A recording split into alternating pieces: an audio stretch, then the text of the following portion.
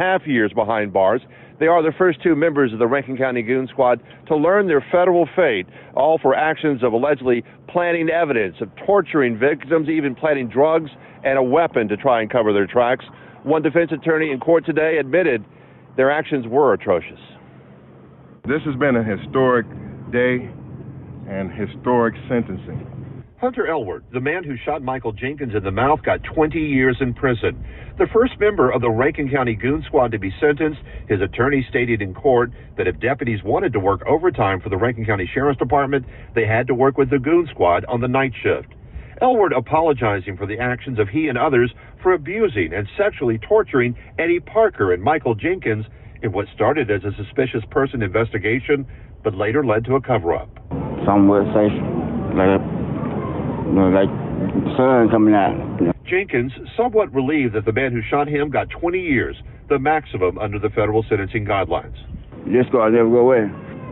Hunter Elward stood in court and apologized to both men. Parker stood up in court and forgave him. For, what, is given and what is done, I forgive that part. But other than that, he still did, what he did, and he has to be punished for that. Elward put his weapon in Jenkins' mouth, pulled the trigger, but it didn't go off the first time. He did it a second time, severing Jenkins' tongue as the bullet exited his throat. Later Tuesday afternoon, Jeffrey Middleton was sentenced to 17 and a half years in prison, the reported architect of the Rankin County Goon Squad.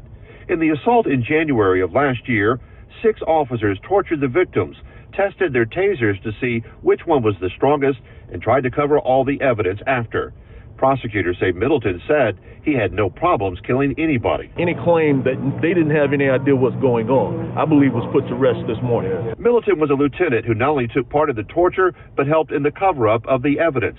Attorneys for the victims maintain that this was no isolated evidence, but evidence of widespread misconduct by the Rankin County Sheriff's Department and its leadership. As Hunter Elward said through his attorney, you could not, as a deputy, work the night shift unless you signed on to work with the Goon Squad. Mm-hmm. That means the Goon Squad ran the Rankin County Sheriff's Department. Wow. They ran it. While Brian Bailey was at home, his officers ran his department for him because Bailey didn't care enough to supervise them and monitor them. Both Elward and Middleton are already in custody and now headed to federal prison. 2 more members of the Goon Squad will show up here in federal court tomorrow to learn how long those former officers will spend time as federal prisoners. We're live outside federal court. Scott Simmons, 16, WAPT News.